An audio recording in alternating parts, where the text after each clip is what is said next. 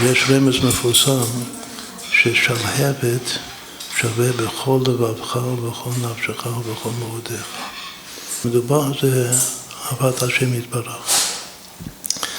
אבל יש בזה גם כן קשר ושייכות לאהבה, אהבה ואחווה, שלום ורעות בין החתן והכלה, שכל יסוד הבניין הדעד שתהיה אהבה, אהבה אמיתית, אהבה גדולה, אהבה ואחווה, שלום ורעות.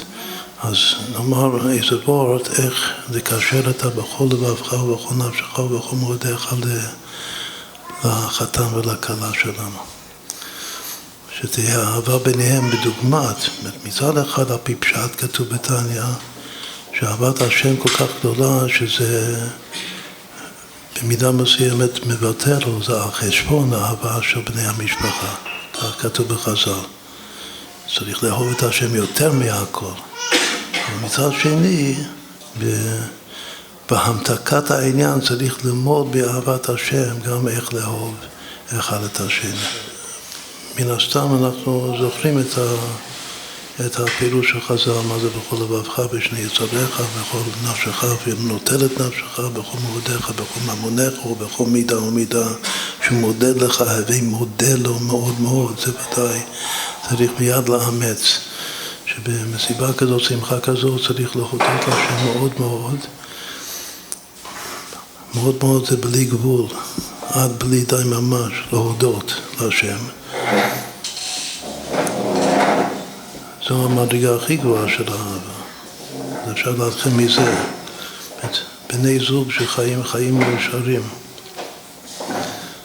אז כמו שכל בוקר קמים ואומרים מודה אני לפניך, כל יום בחיים היחד והאחד של החתן והכלה צריך להודות לשם על הקשר בינינו,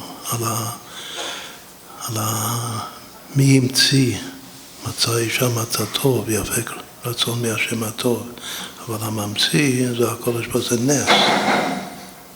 זיווג זה נס מן השמיים. וצריך להודות, נישואין זה גם לשון נס, צריך להודות מאוד מאוד, זה כבר בכל מאודיך.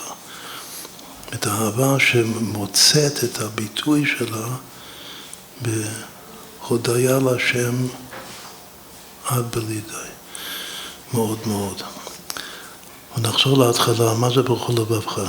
בכל לבבך על פי פשט, מה קורה בלב שנפגשים מי שעתידים להיות חתן וכלה? דבר חשוב ביותר, גם הרבי כותב את זה במכתבים, חייבים להרגיש משיכה.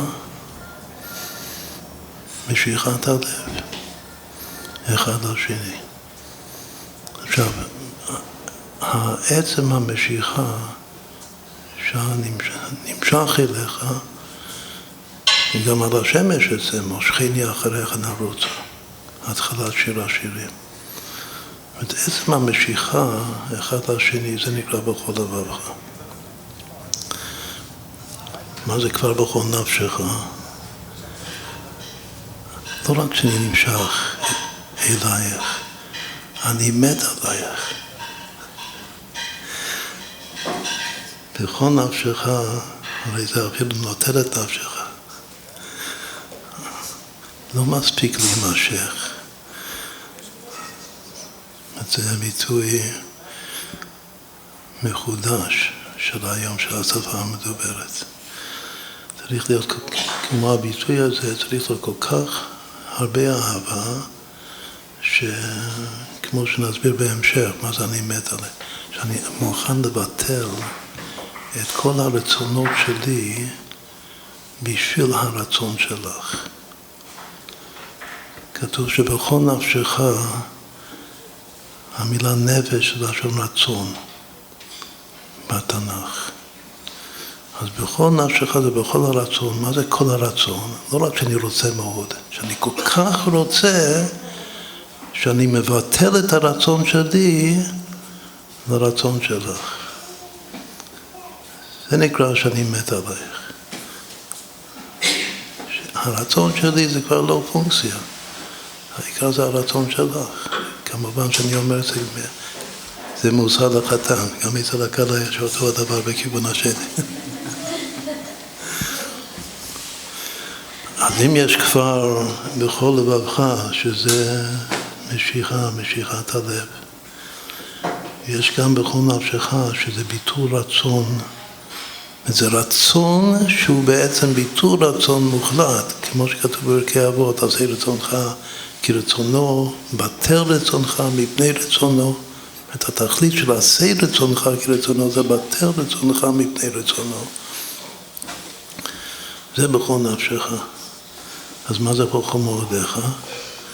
כנראה שבכל מאודיך, שגם כשאני מת עליך, יש לי כוח אדיר לקום לתחייה, ולהשקיע בבית שלנו המשותף את כל הכוח שיש לי לבנות בית בעניין הדיית. שצריך הרבה להשקיע כוח, גם כסף, לכן חז"ל אומרים שזה הולך על כסף.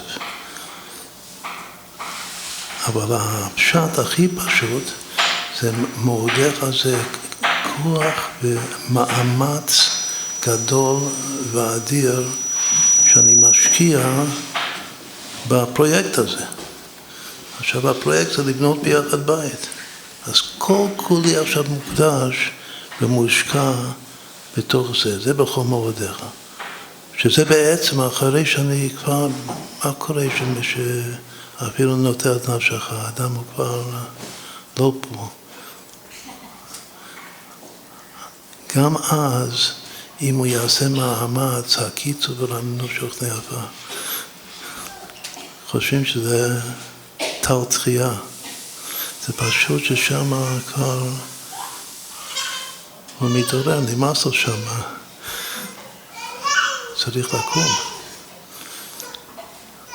לקום מתוך הכביכול הקבר, זה בכל מאודיך.